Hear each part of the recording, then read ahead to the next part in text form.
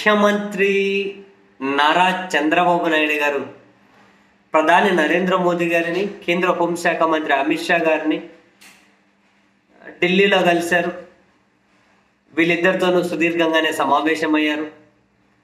అమరావతికి ఇస్తామన్న 15,000 కోట్ల రూపాయలు వరల్డ్ బ్యాంకు నుంచి వీలైనంత త్వరగా తెప్పించాలి అని, జగన్మోహన్ రెడ్డి గారి హయాంలో చేసిన అప్పులను మళ్ళీ రీషెడ్యూల్ చేయాలి అని చెప్పి, కొత్తగా అప్పులు కావాలి అని, ఆంధ్రప్రదేశ్కి సంబంధించిన అభివృద్ధి ఏం కావాలి అన్న కేంద్రం మీదే ఆధారపడి ఉంటుంది కాబట్టి మీరు వీలైనంత త్వరగా సహకరించాలని, పోలవరానికి, వెనుకబడిన జిల్లాలకు ప్యాకేజ్, ఇవన్నీ చేయకపోతే ప్రజల నుండి తీవ్ర విమర్శలు ఎదుర్కోవాల్సి వస్తుంది అని, వీటన్నింటినీ కూడా ప్రధాని మోడీ గారి దగ్గర చంద్రబాబు నాయుడు గారు ప్రస్తావించారు అని చెప్పి పత్రికలు అయితే రిపోర్ట్ చేసుకుంటూ వచ్చాయి.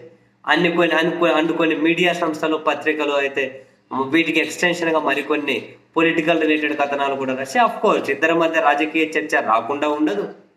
అండ్ డెఫినెట్లీ జగన్మోహన్ రెడ్డి గారు వెళ్ళి ఏకంగా ఢిల్లీలో నిరసన వ్యక్తం చేసి, ఒక ప్రదర్శన చేసి, ఇవన్నీ జరిగిన అకృత్యాలు, అరాచకాలు, దౌర్జన్యాలు, దానికి జాతీయ వ్యాప్తంగా పేరెన్నికగల నేతలందరూ కనుక హాజరైతే ఇంటెలిజెన్స్ రిపోర్ట్ ఇవ్వకుండా ఉంటుందా కేంద్రానికి?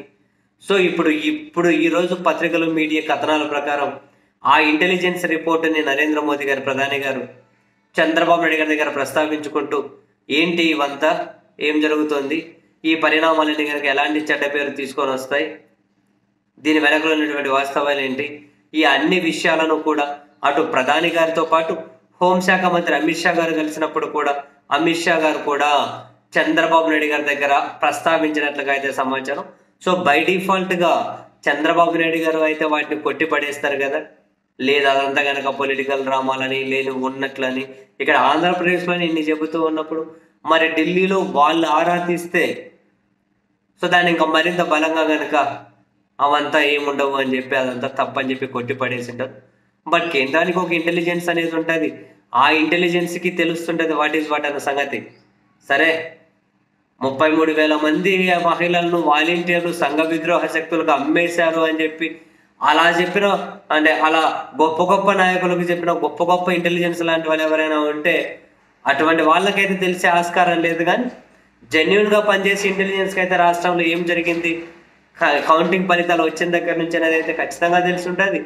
సో ఆ ఒరిజినల్ ఇంటెలిజెన్స్ ఏదైతే ఉంటుందో డూప్లికేట్ ఇంటెలిజెన్స్ కాకుండా డూప్లికేట్ ఇంటెలిజెన్స్ రోజు వెళ్ళి ఒక నాయకుడికి రిపోర్ట్ చేసి 33,000 మంది అమ్మాయిలను వాలంటీర్లు అమ్మేశారన్నారు చూడండి, ఇటువంటి డూప్లికేట్ ఇంటెలిజెన్స్ కాదు. ఒరిజినల్ ఇంటెలిజెన్స్ అయితే ఒక నివేదిక ఇచ్చింటది కదా, కేంద్ర హోంశాఖ అయినా, ప్రధానమంత్రి కార్యాలయానికి కానీ, వీళ్ళందరికీ ప్రధానమంత్రికి అయినా.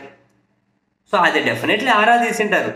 ఎన్డీఏ సర్కారే కాబట్టి రాజకీయంగా ఇబ్బందులు లేకుండా, చెడ్డ పేరు లేకుండా అయితే ఉండదు కదా.